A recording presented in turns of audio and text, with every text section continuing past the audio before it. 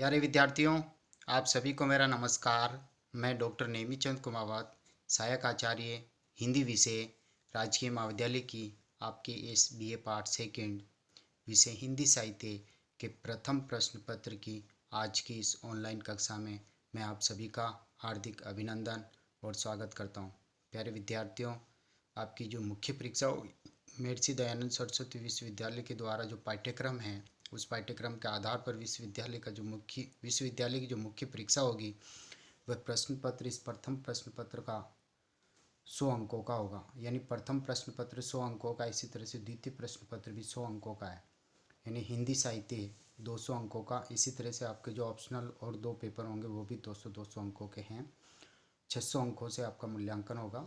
और जो पिछली जो ऑनलाइन कक्षाएं हुई थी जिसमें हमने आपके इस पाठ्यक्रम को काफ़ी कुछ कवर कर लिया है, जैसे आपकी जो ये पाठ्यपुस्तक है रीतिकालीन काव्य, इस पाठ्यपुस्तक से 3 ये जो कविताएं आप पढ़ रहे हैं, जो पद कवित सवैया, ये जो छंद पढ़ रहे हैं, जैसे केशवदास जी के 19 पदों का अध्ययन किया, बिहारी जी के 45 दोहों का अध्ययन, और गणानंद के 20 पदों का अध्ययन, कवित सवैयों का अध्ययन, देवदत्त के कवित सवैयों का अध्ययन 20 पद देवदत्त के, और इसी तरह से सेनापति कवि के 17 पदों का अध्ययन, और अभी आप हाल ही में अभी जो ये पढ़ रहे हैं भूषण कवि, महाकवि भूषण के ये पद 17-18 पदों का इनका अध्ययन कर रहे हैं। उसके बाद भी मतीराम और वृंद कवि तो शेष हो रहे हैं।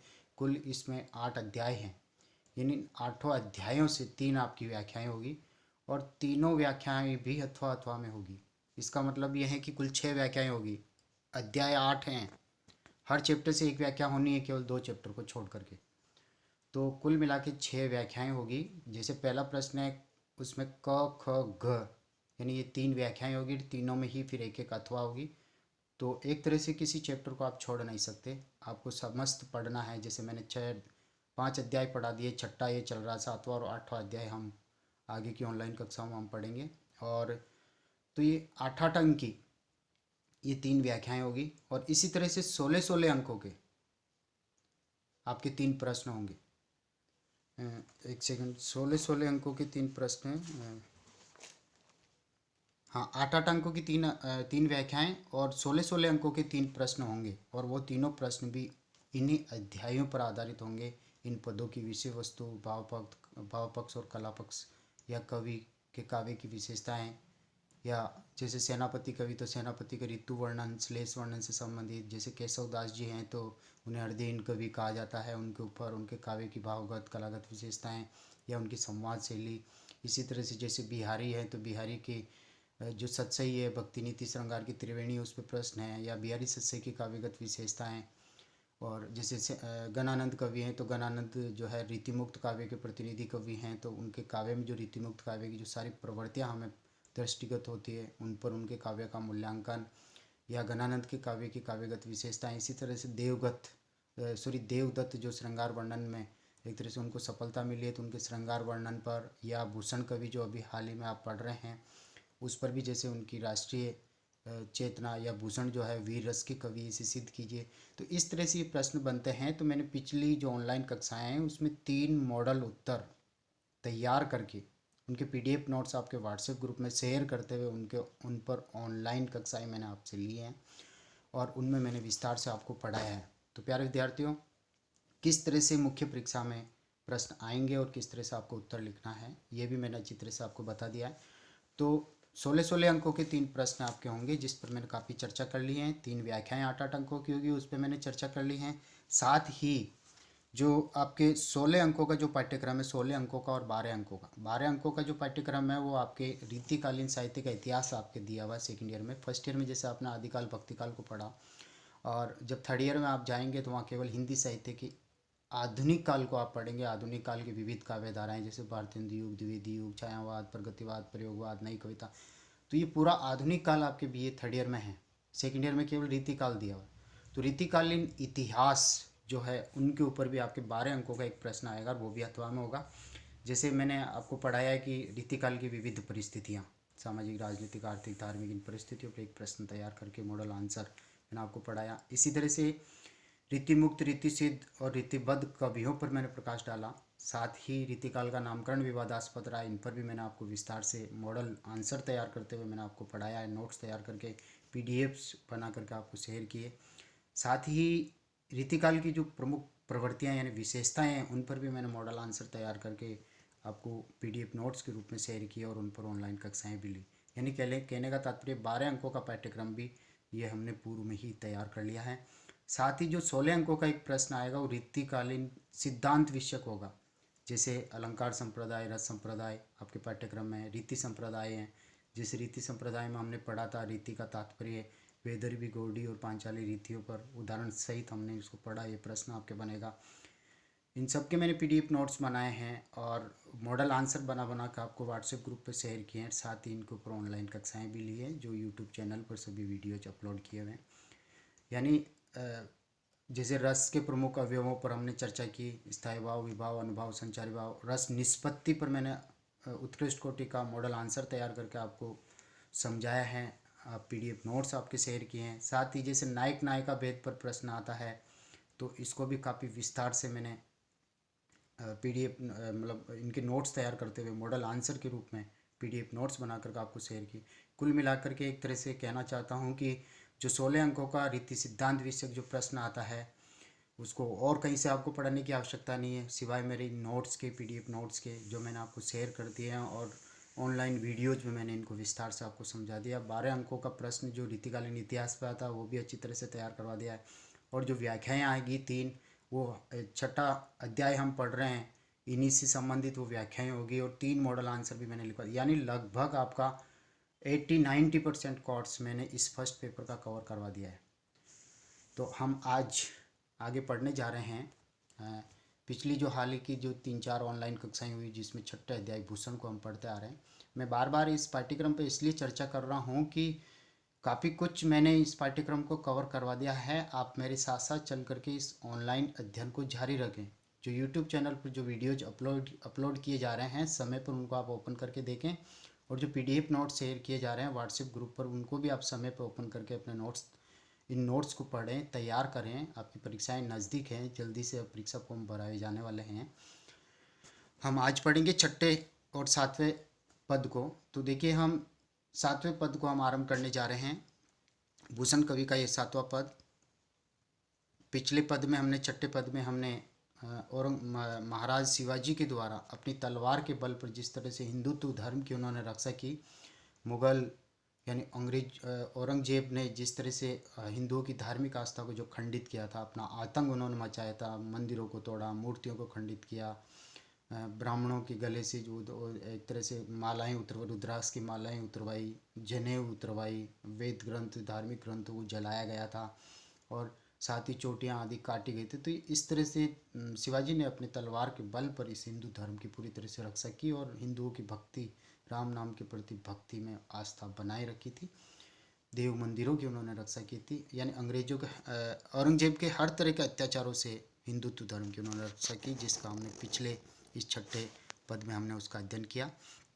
और आज हम 7वें पद को हम पढ़ने जा रहे हैं। देखिए, गरुड़ को दावा सदा नाग के समूह पर, यानी गरुड़ जो पक्षी राज, उसका दावा का मतलब प्रभुत्व।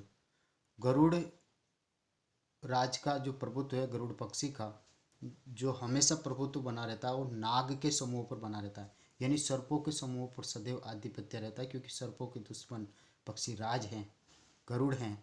गरुड़ उनको कभी भी अपना ग्रास बना सकते हैं, तो सदैव सर्पों को अपने वो अधीन बनाए रखते हैं, उनके ऊपर वो राज करते हैं, गरुड़ राज करते हैं, उनका सदैव प्रभुत्व छाया रहता है। इसी तरह से दूसरी पंक्ति को देखिए, दावा नाग जू पर, जू यानी झुंड पर, सिंह सिरताज को, सिरताज यानी पराक्रमी, सिंह यानी शेर, यानी कि जिस तरह से जंगल में जो सिंह शेर जो है पराक्रमी शेर, उसका सदैव प्रभुत्व हाथियों के समूह पर रहता है, हाथी सदैव उससे भयभीत रहते हैं।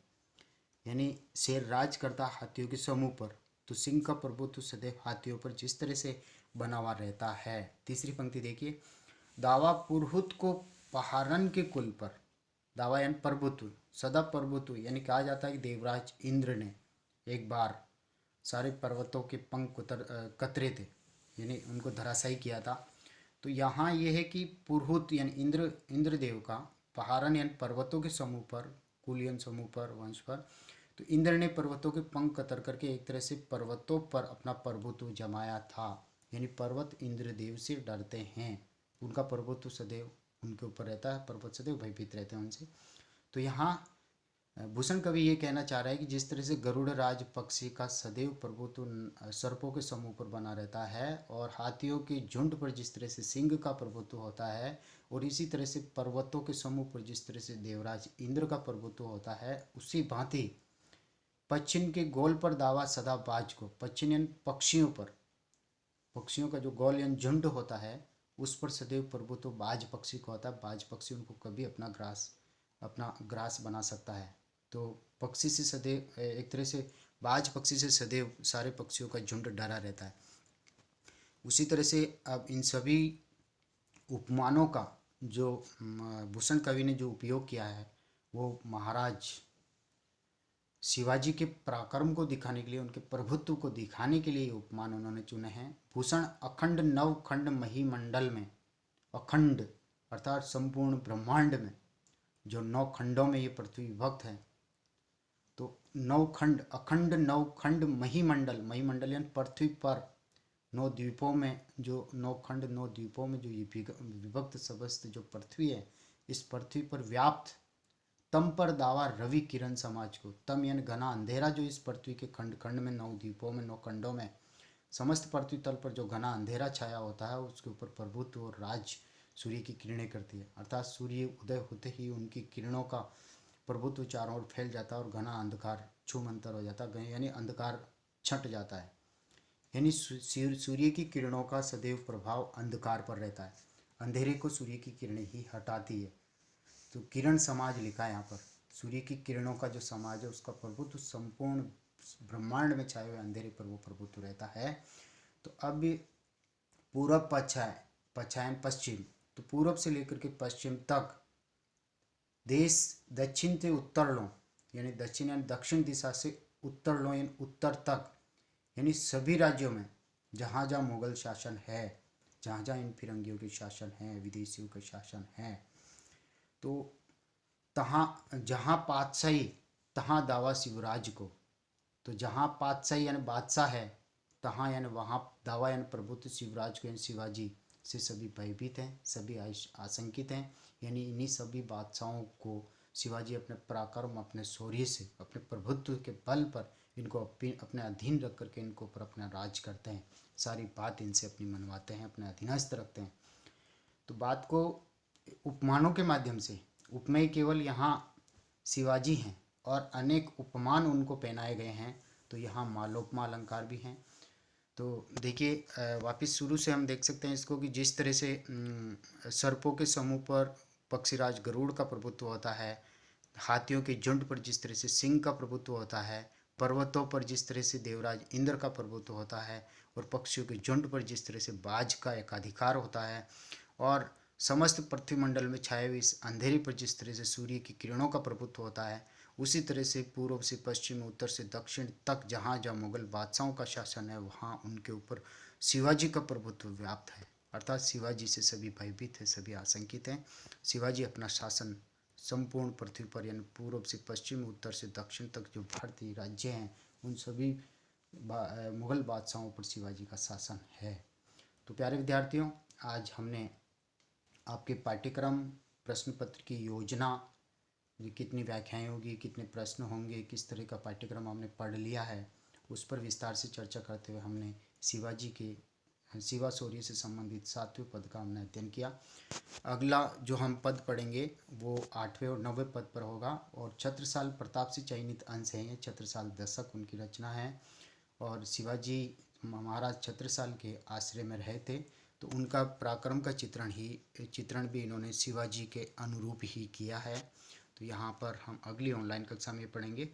और प्यारे विद्यार्थियों, मैं बार बार आपसे आग्रह कर रहा हूँ कि जो विद्यार्थी अब तक व्हाट्सएप ग्रुप से नहीं जुड़े हैं, वो अपने एंड्रॉयड फ़ोन के नंबर हमारे व्यक्तिगत नंबर पर सेंड करें, ताकि हम उन्हें व्हाट्सएप ग्रुप में जोड़ सकें। और व्हाट्सएप ग्रुप में हम इन वीडियोज के सारे लिंक भी हम सेंड कर रहे हैं, PDF नोट्स उसमें सेंड कर रहे हैं, असाइनमेंट सेंड कर रहे हैं। इन सभी का फ़ायदा तभी आपको मिलेगा जब आप ग्रुप में जुड़ेंगे। साथ ही ये जितने भी वीडियोज और जो मॉडल आंसर की जो क्लासें मैंने ली हैं, सभी इन पदों की जो आपके छठा अध्याय ये चल रहा है, इतने पद आपने पढ़ लिए हैं, इन सभी की ऑनलाइन कक्षाएं लेकर के इन वीडियोज को हम यूट्यूब चैनल पर अपलोड कर रहे हैं। कॉलेज के इस यूट्यूब चैनल को जो विद्यार्थी पहली बार ओपन करके देख रहा है, उनसे अनुरोध है कि वो इन वीडियोज को लाइक करें, साथ ही इस चैनल को वो सब्सक्राइब करें, क्योंकि जब तक आप चैनल को सब्सक्राइब नहीं करेंगे तब तक आपकी महाविद्यालय में ऑनलाइन उपस्थिति सुनिश्चित नहीं होगी। और इसी यूट्यूब चैनल पर हमने विषयवार प्ले लिस्टें तैयार कर रखी है। आप जिस प्ले लिस्ट को एक बार ओपन करेंगे, क्लिक करेंगे, तो उस विषय से संबंधित अब तक जो वीडियो अपलोड किए गए हैं वो सारे के सारे आपके सामने ओपन हो जाएंगे और आप आसानी से अपनी ऑनलाइन पढ़ाई जारी रख सकते हैं। तो प्यारे विद्यार्थियों, आज की इस ऑनलाइन कक्षा को हम यहीं समाप्त करते हैं। जय हिंद, जय भारत।